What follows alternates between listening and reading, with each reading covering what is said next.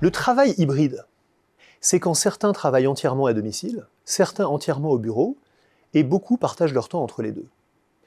Il ne va sans doute pas devenir le modèle unique, mais il est en train de s'imposer comme une nouvelle norme. Or, il soulève des difficultés nouvelles qui convergent toutes vers les mêmes individus, les managers de premier et de deuxième niveau. Mettons-nous un instant à leur place pour mesurer l'ampleur du changement dans leur mission. D'abord, dans une équipe où certains sont présents et d'autres non, il va falloir fixer des règles. Même si le nombre de jours de télétravail est encadré par un accord d'entreprise, ce sera à chaque manager de décliner ces principes. Qui, par sa fonction, peut travailler à distance et qui doit rester sur site? Est-ce qu'on a des jours communs où tout le monde doit être présent? Quelles normes se donne-t-on pour les horaires des réunions, pour la participation présentielle ou à distance? Si on travaille de chez soi, est-ce qu'on doit répondre instantanément au téléphone et aux messages comme si on était au bureau? Et si oui, à quels horaires? Beaucoup de ces normes de fonctionnement qui semblaient aller sans dire vont devoir être codifiées. Pour celle ou pour celui qui va le faire, c'est un lourd travail de définition des règles et d'explication des décisions. C'est la première mission du manager hybride. Pour ce faire, le manager hybride va devoir faire preuve d'une sensibilité aux situations individuelles dont il n'avait pas forcément eu besoin jusqu'alors. Car, au moins dans une certaine mesure, il va bien falloir qu'il tienne compte des préférences et des situations personnelles de chacun. Qui peut travailler chez lui dans de bonnes conditions?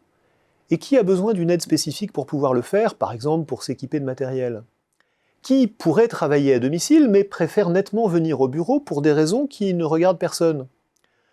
Au lieu d'une équipe pleinement présente et disponible de 9h à 18h, le manager hybride se retrouve avec une infinie variété de situations personnelles à gérer avec tact et subtilité, mais sans pour autant être intrusif bien sûr, et toujours en faisant preuve d'équité et en étant capable de justifier ses décisions.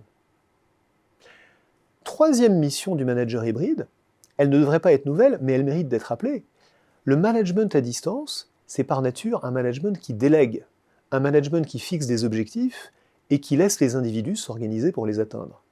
Mais attention, un bon manager, hybride ou pas, ne se contentera pas de fixer les objectifs et de revenir relever les compteurs 1 ou 2 semaines plus tard pour voir si le travail a été fait.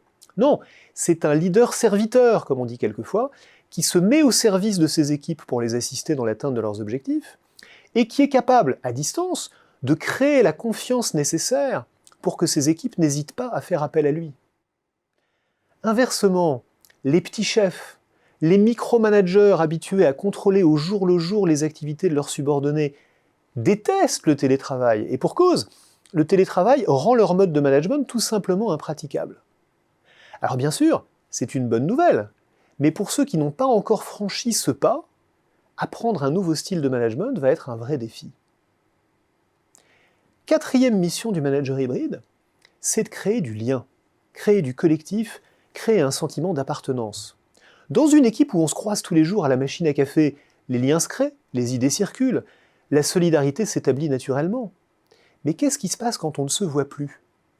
C'est, là encore, le rôle du manager de faire advenir ce qui ne se produit plus naturellement. Il va lui falloir créer des occasions de rencontres, y compris des rencontres à but exclusivement social. Il va lui falloir aussi veiller à ce que son équipe soit animée par un projet commun. Au fond, la différence entre une équipe soudée et une coalition de mercenaires est assez ténue, elle dépend de la capacité d'un manager à faire partager une vision commune.